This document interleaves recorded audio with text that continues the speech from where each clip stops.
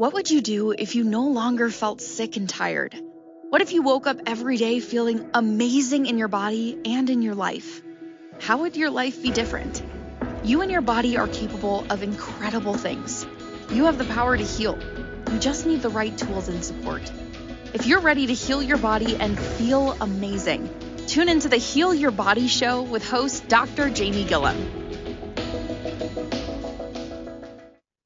Welcome to the show. This is the Heal Your Body Show on the Inspired Choices Network. I'm Dr. Jamie Gillam, and today we are talking about defeating obesity, Brenda's story. And this is Brenda Siebold, and I came across Brenda's page on TikTok.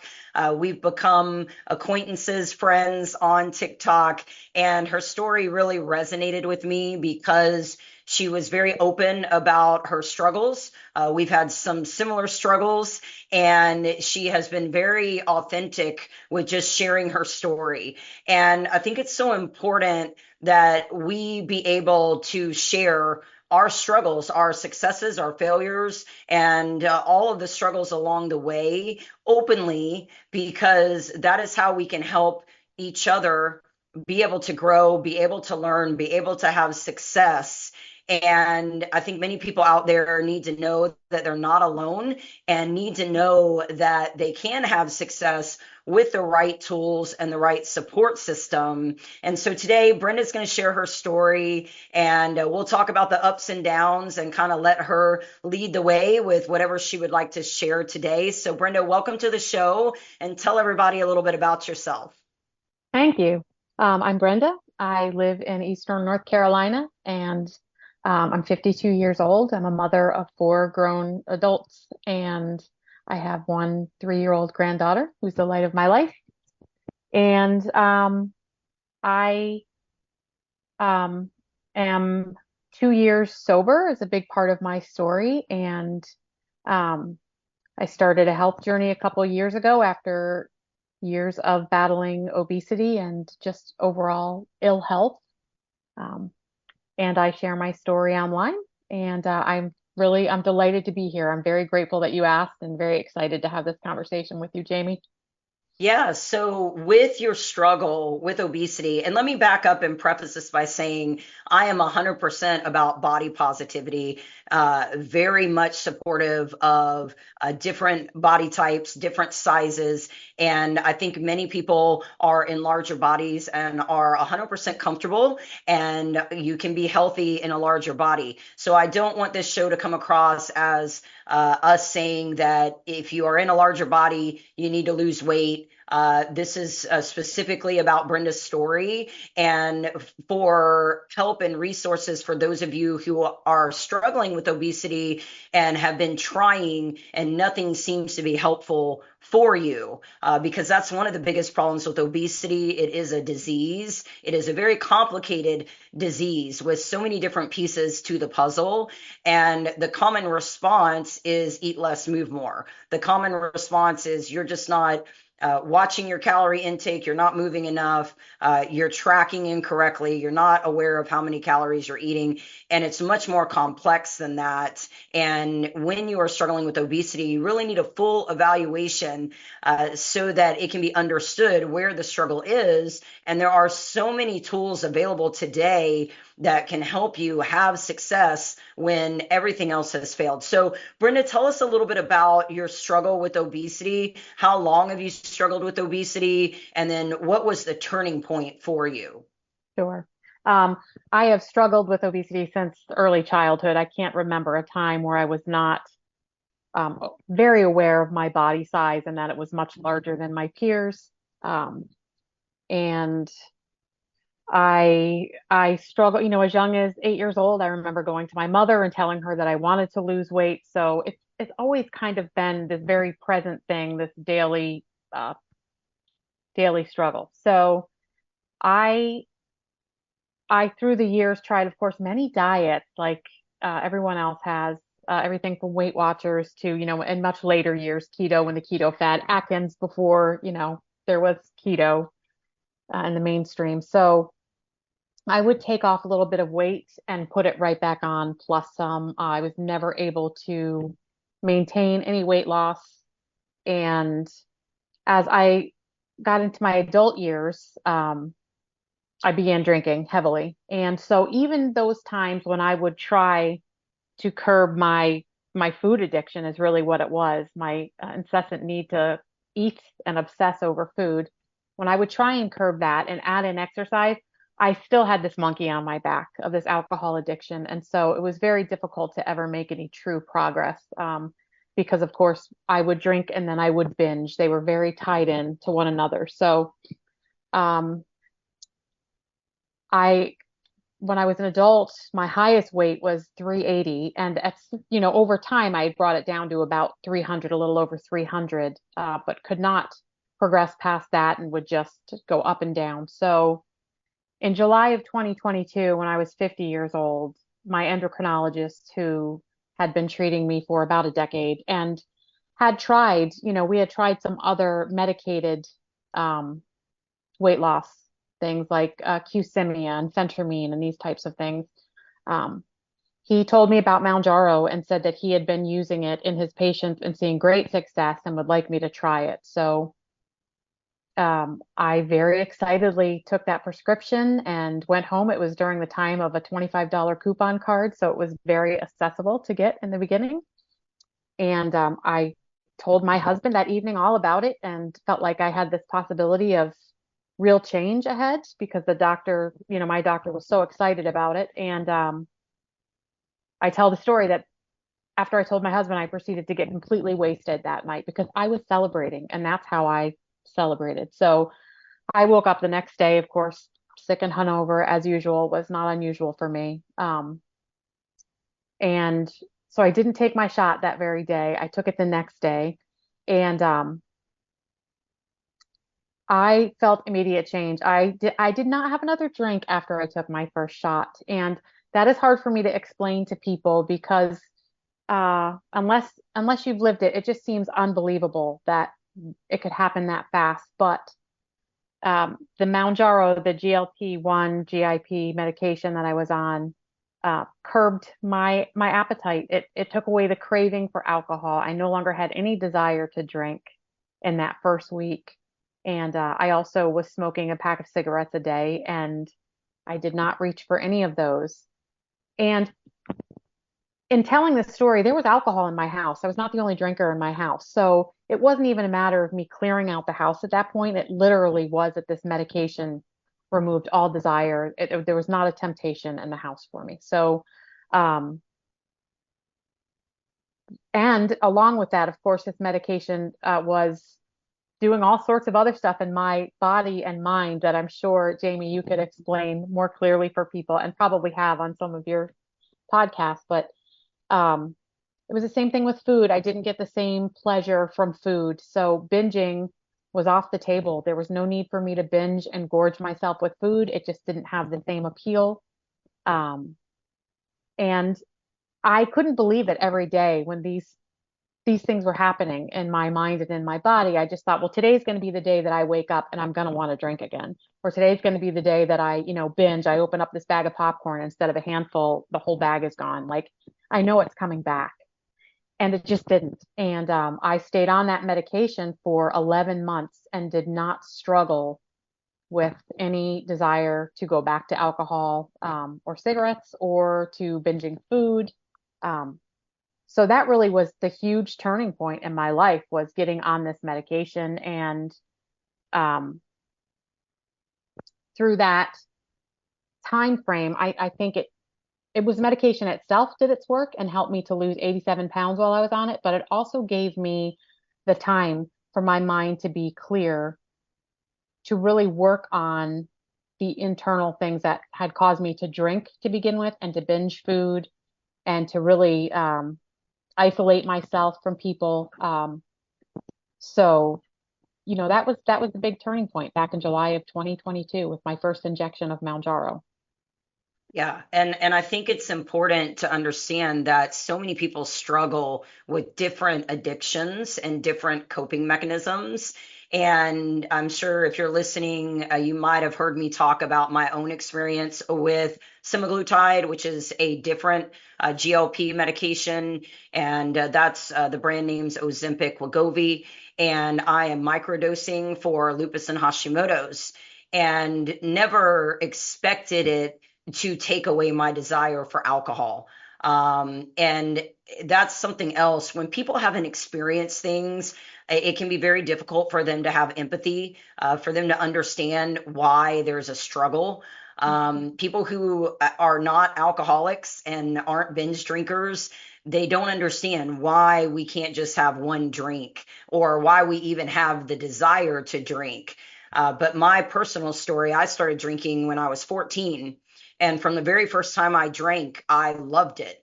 I think it gave me confidence and allowed me to let go of anxiety. And I just always felt very free when I was drinking, if that makes sense.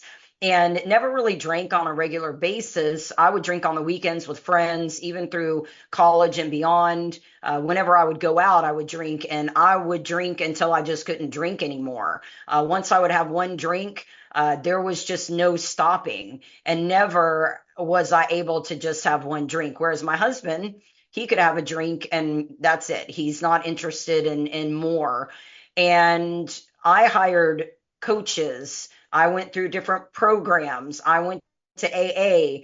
I did a lot of different things, spent a lot of money trying to cope with my drinking, which got to where it was a daily thing after my mother passed away. The grief was unbearable, and it was a way for me to cope. So I started drinking a couple nights a week. That turned into every night of the week, and then heavy on the weekends. And I just couldn't get control of it. I would be sitting at night. We'd have family movie night most nights of the week. And I would try not to have a drink, but the draw to it was just so overwhelming. And when I started semaglutide, the desire went away completely. I don't even think about it anymore. And if I do go out on the weekend with my husband, say we go country dancing or something, if I do want to drink, I have one and stop. There's not this bulldoze effect that occurs. So it's amazing what this medication does for addictions, for all different types of addictions, because of how it's affecting the brain. And they're doing a lot of study on this now because of the way it is helping people with addiction. And, I would assume, I don't have a food addiction problem, but I would assume that the addiction to food is the same. It's the same type of draw where you just can't seem to get it under control. And it takes over your life, and you're like gripping the side of the table trying not to eat because you don't need to eat again, but that desire is overwhelming. And I think there needs to be a lot more research on addiction and what it is that goes on in the body internally that is drawing us, those of us that struggle with addiction. Why are we more prone to addiction? Because it's not just about trauma. It's not just about stress, because a lot of people, many people, everybody has some kind of trauma and stress, but not everybody turns to addiction to cope. So I think we need a lot more research in that area. And with these medications, they still don't understand quite how they work. They don't understand all of the pieces involved with these medications. We know that they reduce inflammation in the body. We know that they help metabolic processes. We know that they affect your reward behavior center. And so these are great things, but there's still a lot that needs to be answered. And now that I have been on this medication for a while now at a microdose, I am recommending it a lot more to patients because I now know how it works, and we have so many patients on it that are having success, and it is the best on the market for obesity, for autoimmune disease, for inflammatory conditions, for a lot of different things. At this point, it is just the leading medication. So we're going to go to our first commercial break. When we come back, I'm going to have Brenda talk a little bit more. She has had some health issues, autoimmune disease, thyroid issues. So I want to talk a little bit more about that, and how you were diagnosed, and your treatment process, and how that affected your life as well. So we're going to go to our first commercial break. We'll be right back on the Heal Your Body Show. Healing your body goes beyond simply taking medication to alleviate symptoms. While medications have their place in healthcare and can be essential in managing certain conditions, healing involves total body care. While not all health conditions can be healed, symptoms can be managed with the right approach.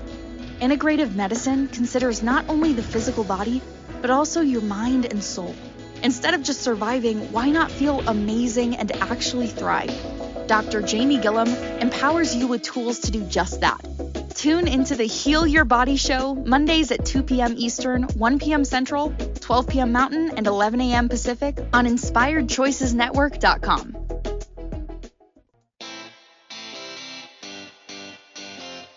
Are you a subject matter expert? Are you here to share your expertise with an audience waiting to hear from you in only the way you can deliver? Are you ready to have your voice amplified across the airwaves? Inspired Choices Network has a global radio platform streaming to millions of people across the world. Professionally produced and supported by an accomplished team every step of the way, you can broadcast from anywhere in the world, knowing your voice matters, and we ensure it is delivered with ease and efficiency. Eager to hear your message, the world awaits. Contact us today to become an Inspired Choices Network radio host. Email become a host at inspiredchoicesnetwork.com. This is the Heal Your Body Show with Dr. Jamie Gilliam. To participate in this program, join the live studio audience in our chat room at inspiredchoicesnetwork.com. You can also send an email to jamie@jgwellnessclinic.com. Now back to the program. Welcome back to the Heal Your Body Show. We are talking to Brenda today about defeating obesity. We're talking about her story, talking about GLP-1, GIP receptor agonist medications, and how Mounjaro has been able to help her overcome obesity, helped her to learn a lot about herself and her body. And I think it's truly amazing what these medications are doing. Does everybody need a GLP med? No, not necessarily. And I don't think the first step in somebody's healing journey should be one of these medications. I take that back. It depends on lab work. It depends on the struggle. It depends on what the patient has already tried. I think many people are put on these medications at very high dosings when it's not necessary, and they're not given correct information about risk, side effects. And it's important that you make the decision if you do want to use one of these medications and you understand the risks, the side effects, and also dosing, and how you can start at much lower dosings than what's recommended. You can always titrate up as you need to. And a little bit about these medications. Liraglutide came on the market 2017, and I may have that backwards because I don't have any notes right now. It may be 2014, but I believe it was 2017, for the purpose of treating type 2 diabetes. And they noticed that patients on liraglutide were having much more success with weight loss than patients on other medications like metformin, for example. And so they started researching liraglutide for weight loss. And then semaglutide came on the market, tirzepatide came on the market, and there are actually many different types of GLP medications now. They're actually called GLP-1 receptor agonist medications, and then Mounjaro, Zepbound, which are tirzepatide, are GIP as well. And then we have newer medications coming out that actually do more than tirzepatide and semaglutide and liraglutide. And most people have moved away from liraglutide because it's a daily injection. Semaglutide and tirzepatide are weekly injection. And I believe in the upcoming years, we're going to see more of these medications available. and also more research. And hopefully insurance will cover these medications for many more conditions. Right now, people are having a hard time getting them covered under insurance, even if they are obese, even if their BMI does meet the standards for obesity. A lot of insurance companies are denying it and only approving it for type 2 diabetes. But that's a little bit of history on how these drugs got on the market in the first place. And many people with prediabetes and insulin resistance, which insulin resistance is the first step, and then you typically become pre-diabetic if nothing is done to treat the insulin resistance, and then you end up with type 2 diabetes. So many people in the pre-diabetic range can't get these medications under insurance either. And it's a shame, because if we can treat the problem before it progresses, then we can save people from a lot of symptoms, a lot of health risks. So Brenda, tell us a little bit about, I know you were diagnosed with Graves' disease, then Hashimoto's thyroid disease. Tell us a little bit about how that occurred in your case. Sure. So I had just had my fourth child and began to have severe panic attacks and breathlessness. And I saw a doctor who told me that it could be thyroid, but that I didn't have medical insurance at the time. They said it could be thyroid, but that testing is very expensive. Whether that was true at the time or not, I'm not sure. But that it was probably anxiety because of, my life circumstances. And well, I was prescribed Xanax. And so I was sent off with that. And things clearly continued to progress.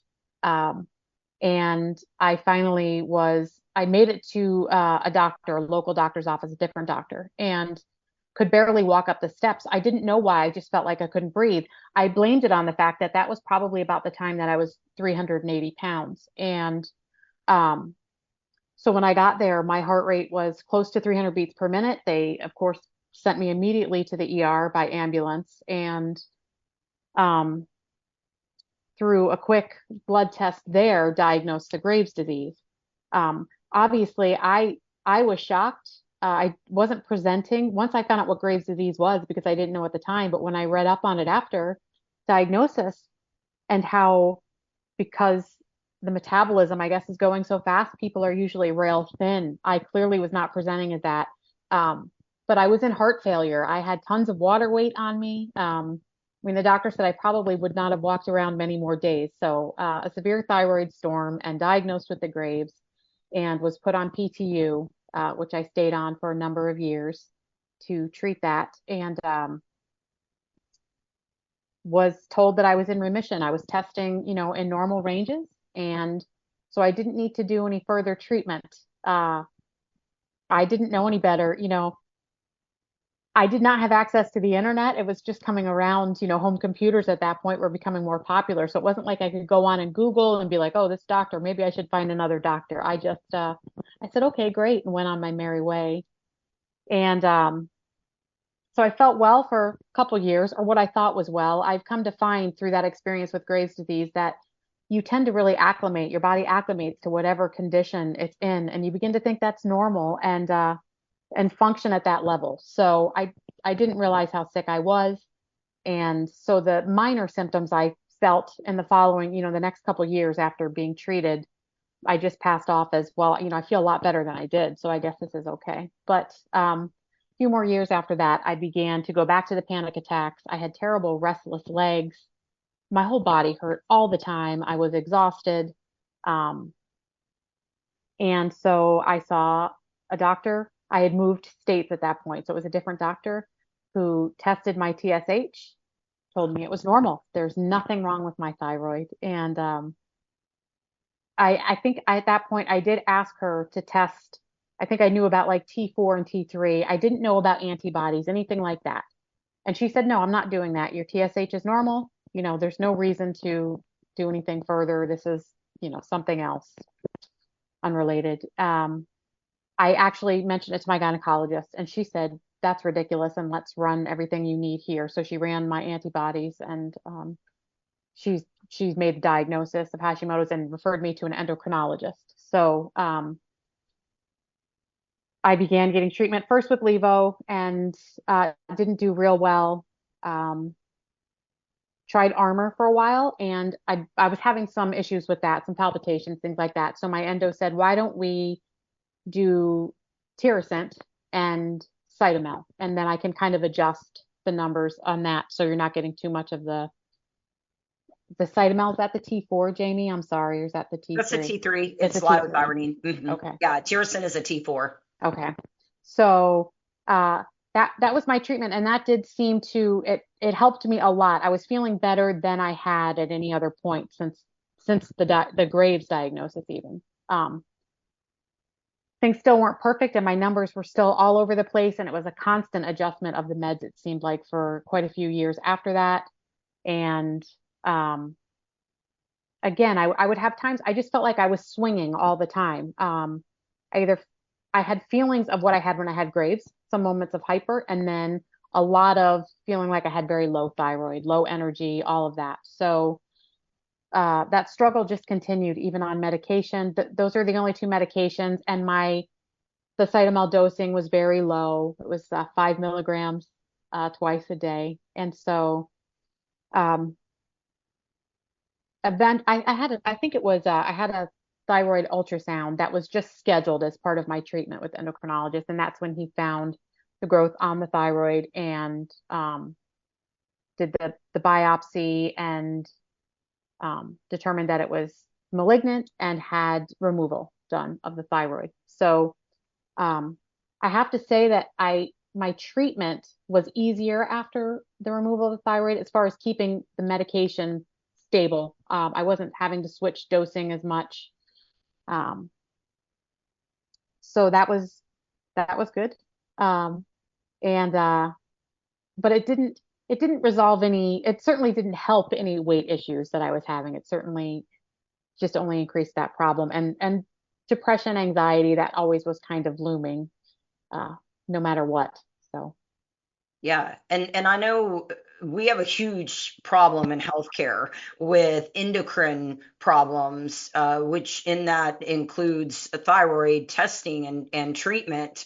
But I do want to ask this: do you feel like you did not get proper attention because of your obesity? Do you feel like you were blown off based on the fact that it was assumed that your lifestyle was the issue, and so they just put you on Xanax and sent you on your way? 100%. That and also I have to say my gender, my lifestyle and my size and my gender. I think it all played a role in a bias that kept me from getting the proper diagnosis and treatment. Absolutely. Right. I absolutely see that when men go in with complaints, they are taken much more seriously than women. Mhm. And that is a huge problem in healthcare. Not all providers, obviously, are terrible, but it is like winning the lottery when you find a provider in conventional care that actually listens and will Mhm. actually run testing that is comprehensive. And even in functional, integrative, naturopathic medicine, it's still difficult to find somebody that truly looks at the whole picture, isn't just putting everybody on cookie cutter treatment protocols, or whatever they specialize in, that's what they focus on. And so they're saying, oh, it's a hormone problem. Oh, it's a thyroid problem, when it could be any number of things. And what's interesting is with Graves and Hashimoto's, you can have both. It is rare, but you can have both Graves and Hashimoto's.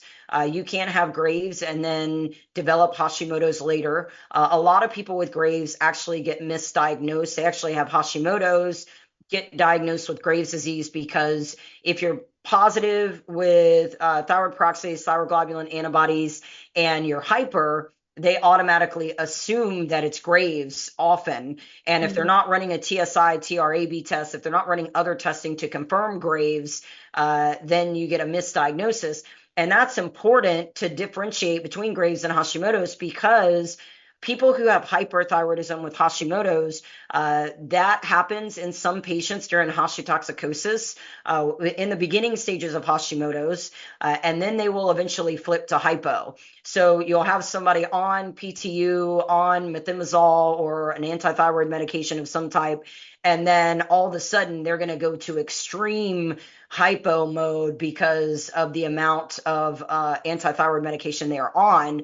And I've seen this a couple of times now in patients, doing consults with patients who have been on antithyroid medications, and they were misdiagnosed with Graves when they actually had Hashimoto's. The other thing is when you have nodules, when you have a goiter, when you have inflammation of the thyroid, and when there is an autoimmune component, in some patients, we do see swinging where you'll be hyper, normal, hypo, or any combination of those. And it's very difficult to stabilize the thyroid, even on medication where it should stabilize. Your numbers, we just have a hard time getting them stable. And my daughter, one of my daughters has Hashimoto's, and she was hyper, and she kept going hyper normal, and we couldn't put her on medication because of that. And we started testing her regularly. Her endocrinologist was only testing her every 6 months. And we noticed the minute that she would go hyper, because she would lose 10 pounds, have major digestive issues, couldn't sleep, couldn't focus.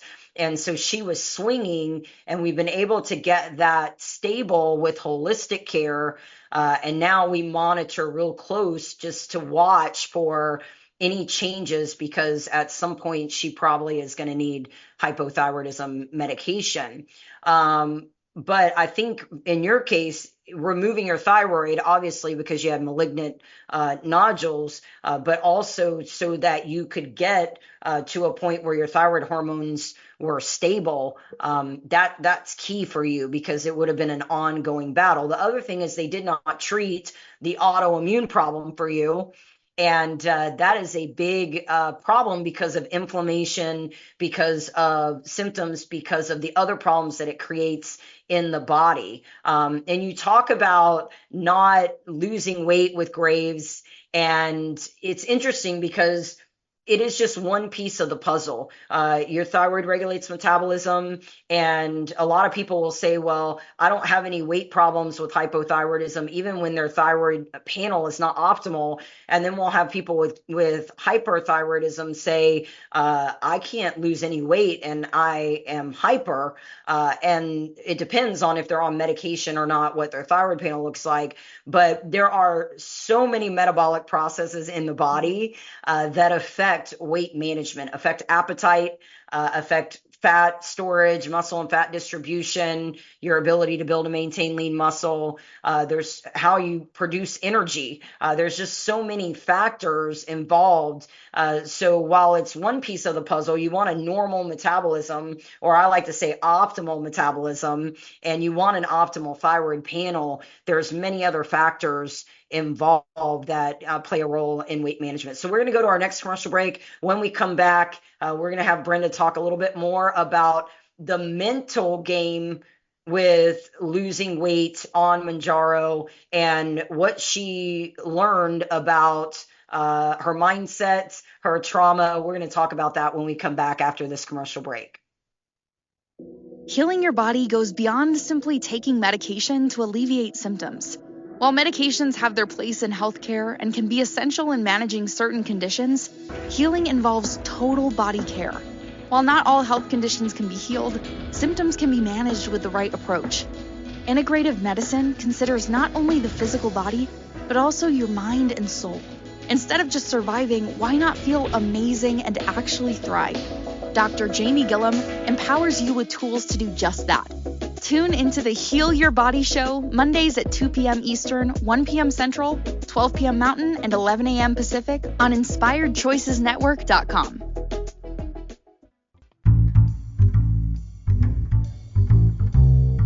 How wonderful would it be to carry your favorite Inspired Choices Network host with you throughout your day?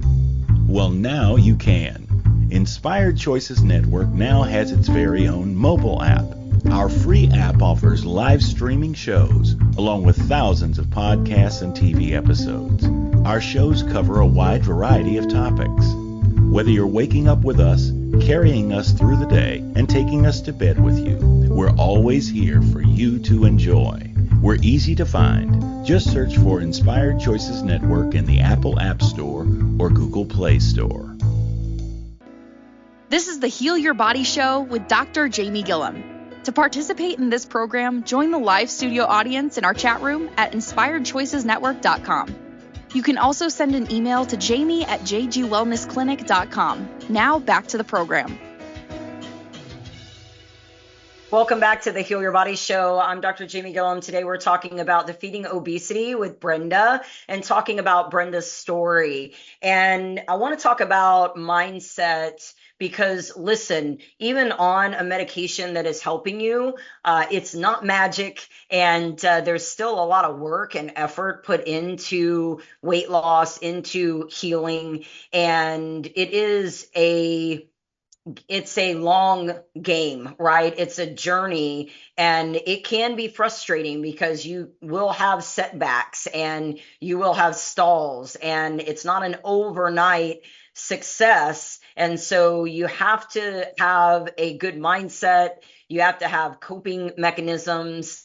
And I think healing trauma is something that we all need to be focused on, that we don't really talk about a whole lot in healthcare, but I think it's a big piece of the puzzle. Also, when you feel like crap and when the people around you just don't understand, when you're struggling with autoimmune disease, when you're struggling with obesity, when you're struggling with chronic illness, and you are having trouble with chronic fatigue, with body pain, with your day-to-day life, a lot of people around you don't understand, because it's not like having a broken arm where somebody's like, oh, she's got a broken arm, she can't throw a ball today, she can't use that arm. It's invisible. And I feel like there's a lot of judgment, like, just get up and do what you need to do. You just got to get out of bed or whatever it is.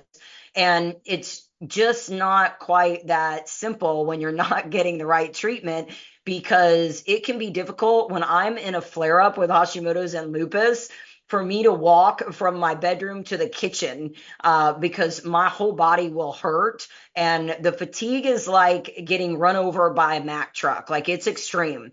And I don't experience flare ups much, but every now and then I will have a flare up, because physical and emotional stress, those are triggers. So if you get sick, if you get stressed, if you overexercise, if you eat too much of certain types of foods, if you drink too much alcohol, there are different triggers that will cause your antibodies to spike, cause you to go into a flare.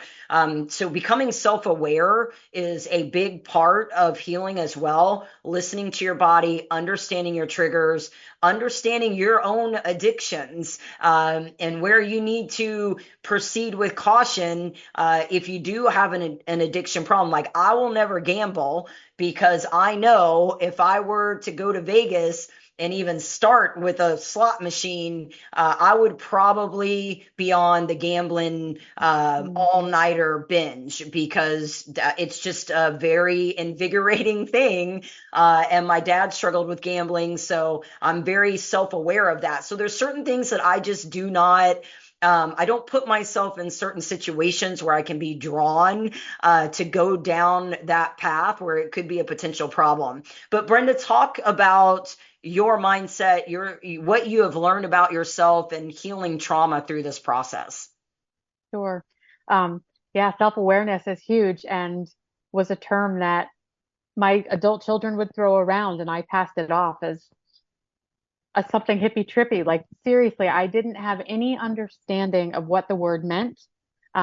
Healing from trauma to me sounded like nothing I would ever need. And I did not understand so much prior to starting this journey. And I think this is also where community plays a huge role, even getting into the mindset that I needed to be in. And that community for me turned out to be TikTok. And that was mainly because I had hidden myself for so long in my addiction.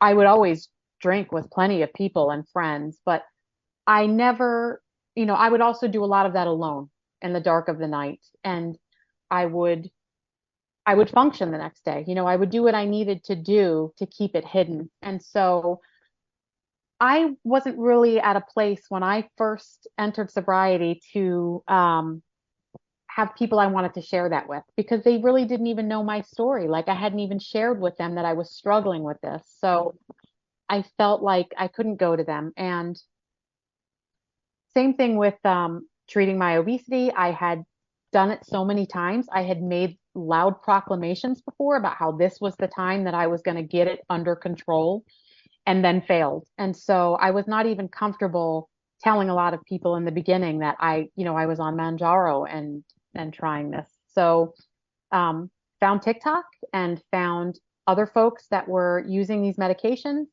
and began communicating and sharing with them. And I did hear some of them speaking about, this trauma healing and inner child stuff and self-love. And I began to ask questions. And fortunately, the people that I met up with were meant for me. They weren't ready to poke fun at me or be sarcastic. They took my inquiry seriously, even found a psychologist, counselor in the GLP-1 community that was on a GLP-1 who was willing to do a Zoom book club for us. And we started doing self-love and self-help books. And those are the things that really shifted my mindset. I began to understand that taking care of myself had to be priority number one. And doing that before I took care of anyone else was not selfish. It needed to be that way for me to truly even begin to take care of anybody else. And that was a brand new concept. And once I started in that and started practicing that, I think that's a big thing. My eyes were open to it and I understood it after it was explained to me. But until I began living it out repeatedly, saying no, practicing all of that, it didn't become ingrained. I had to do it over and over again before I became comfortable with it and it became part of my life. And so that mindset shift went from me stuffing all of my needs, all of my own emotional needs. I was stuffing myself literally with food and drink to stuff those emotions down that I felt. I was a big avoider of any kind of conflict or anything I thought could turn into conflict. And so many conversations went unhad, and I just felt more and more alone and more isolated. And it was painted a pretty clear picture at that point of why I threw myself into drinking as, a full-time job. It made me go numb. It made me feel nothing. I didn't have to think about these weightier topics that I was unwilling to address with friends or family or even internally. I grew up in the church and was very involved all through into my adult years. And while a lot of good was in that and came out of that, I also was just going through the motion and not questioning anything.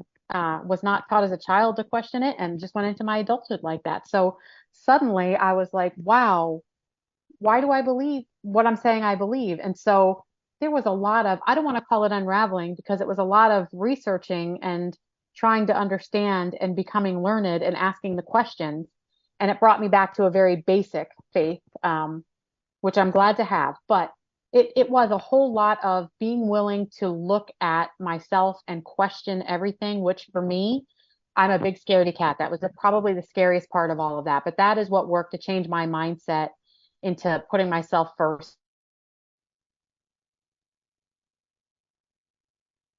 Oh, you froze. Can you hear me? Can you hear me? I can hear you. Oh, you just froze for a second. Okay. Sorry. So did you. That's okay. That's okay. All right. Well, so here's the deal. I was just on a podcast with my dear friend Lizzie Enns, and I was a guest on her show, and we were talking about breaking the chains of conditioning. And everything that you're speaking about, I've been through the same.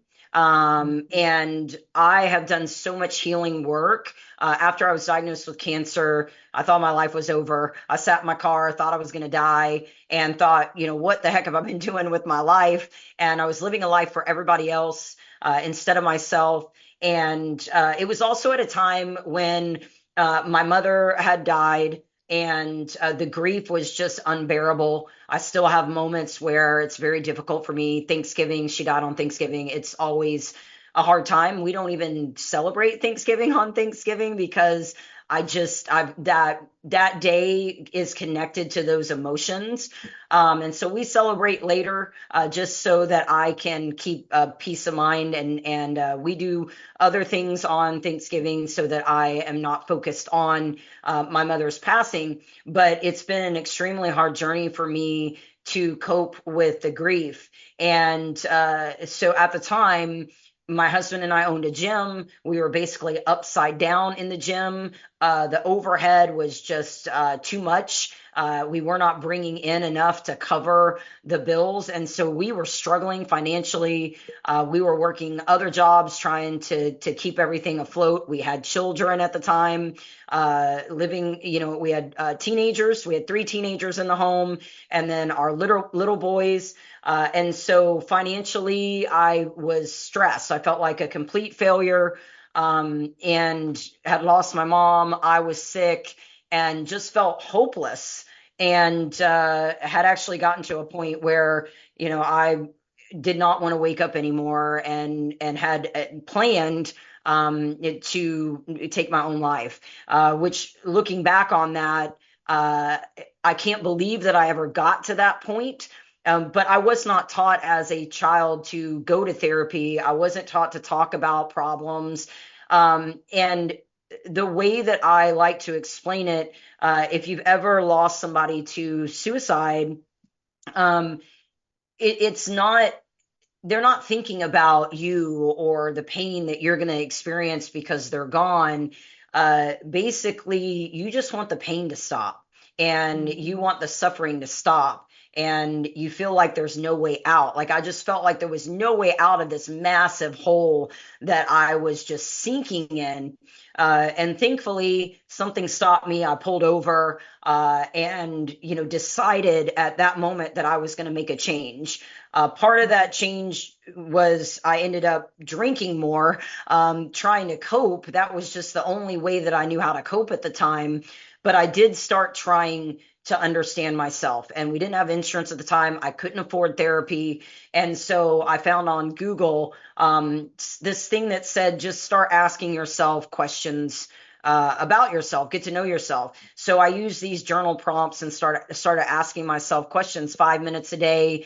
That's the only amount of time I felt like I could even give myself. So I would ask myself, what makes you happy? What are your talents? What are you passionate about? And then as I would ask more questions and I felt more comfortable, then I got into the deeper questions and really started exploring shame, guilt, a lot of embarrassment, and just different things that I had buried.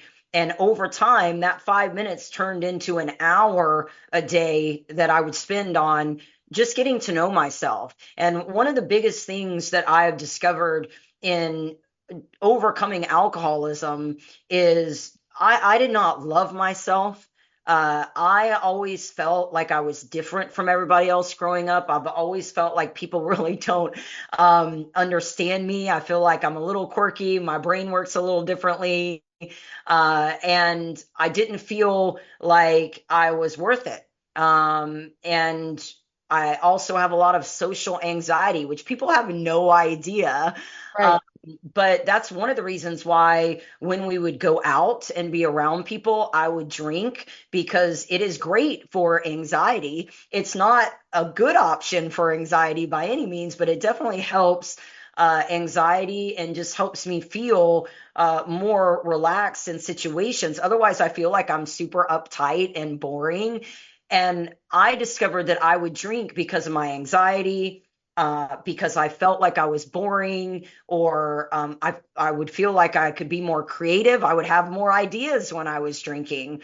So I learned that there was a reason why I was drinking, and a lot of it had to do with escape. I was escaping from myself and being this alter ego when I was drinking, right? But it all comes down to getting to know yourself on a deep level and understanding who you are, and also deconditioning. I have a lot of religious trauma. I did the same thing. I woke up one day and I was like, what have I been taught and why do I believe this? And I spent 10 years trying to find out what it is that I believe, and what I want to trust for my own spirituality. It took a long time for me to not be terrified that I was going to hell, because I questioned what I had been taught about religion. So we got to go to our next commercial break. I know she's saying break time in the comments. We got to hop to our next commercial break. When we come back, I'm going to let Brenda give you some final thoughts on what she wants you to know if you're out there struggling. What are some key pieces of advice that you can take away today? So we'll be right back after this commercial break. Healing your body goes beyond simply taking medication to alleviate symptoms. While medications have their place in healthcare and can be essential in managing certain conditions, healing involves total body care. While not all health conditions can be healed, symptoms can be managed with the right approach. Integrative medicine considers not only the physical body, but also your mind and soul. Instead of just surviving, why not feel amazing and actually thrive? Dr. Jamie Gillam empowers you with tools to do just that. Tune into the Heal Your Body Show Mondays at 2 p.m. Eastern, 1 p.m. Central, 12 p.m. Mountain, and 11 a.m. Pacific on InspiredChoicesNetwork.com. This is the Heal Your Body Show with Dr. Jamie Gillam. To participate in this program, join the live studio audience in our chat room at InspiredChoicesNetwork.com. You can also send an email to jamie@jgwellnessclinic.com. Now back to the program. Welcome back to the Heal Your Body Show. We're going to wrap it up here. And Brenda, can you give the listeners some key takeaways if they are struggling? What's some things that you would want them to know? Let's see. I guess on the largest part of the picture, I would want you to know that you are worth it, and that there is help out there for you, and that no amount of shame or blame or guilt that you take on for the situation that you're in, whether you're struggling with obesity or with alcoholism, or if you're just ensnared in a lifestyle that you want out of, the blame and shame game is not going to get you anywhere. It's not going to motivate you forward. You need to reach out for help, whether that is to a medical professional or some counseling, whatever it is. Reach out for help. There is help out there. The way that I made it to sobriety was, of course, what people would consider a medicated sobriety. And I really believe that there is no wrong path to get you to that end result of sobriety. So if you've got hangups about that, I would encourage you to look further into that and seek the hand that's reaching out to you in whatever way that it comes. If it's a GLP-1 medication, I'd highly encourage you to give it a chance if you're a good candidate for that, it's according to your doctor. And again, put yourself first and your health first, and hold yourself to your own standards and your own accountability. Show up for yourself, because no one else is going to come take you out of this. I think that's one of the big things that I learned. Nobody else was going to do it for me. And even the medication that my doctor gave me, although I'm very grateful and tell him all of the time, there's really no magic pill, even in this. This is going to do a lot in your body. But if you don't change your mindset, if you don't really look at the whole picture, I have a feeling that we'll end up right back where we were. And that was my biggest concern. And that's why I had the impetus to see how I could change and to begin that process. I used the medication as I thought I was on a time limit. I know now that doctors are saying it can be a lifelong medication. That's very exciting. At the time when it was presented to me, that wasn't, how it was presented. It was, let's see how much progress you can make in the amount of time you can stay on it. And so I already had that mindset going into it, that I needed to use this time really wisely and change as much in my life as I could. And had no idea, of course, like we've been speaking about, that most of that change would have to occur in my mind in order to, be lasting change in my body. So that's kind of the bigger picture. The smaller, more practical things, eat your food. Don't listen to a lot of people telling you to do extreme diets and only eat one particular food group. I think so many of us have struggled with that, and try and find a way with some freedom for that. Fiber and protein. That's all I have to say, Jamie. I'll let it go back to you. Yeah, Brenda, we got like 10 seconds. That was amazing. And if you do need help, you can reach out to us at jgwellnessclinic.com. You can find Brenda on TikTok. Brenda is growing. Is that right, Brenda? Growing bee. Growing. Thank you for listening to the Heal Your Body Show. Dr. Jamie Gilliam returns Monday at 2 p.m. Eastern, 1 p.m. Central, 12 p.m. Mountain, and 11 a.m. Pacific on InspiredChoicesNetwork.com. Until then, give your body the time and attention it deserves to unlock the power you have to heal your body.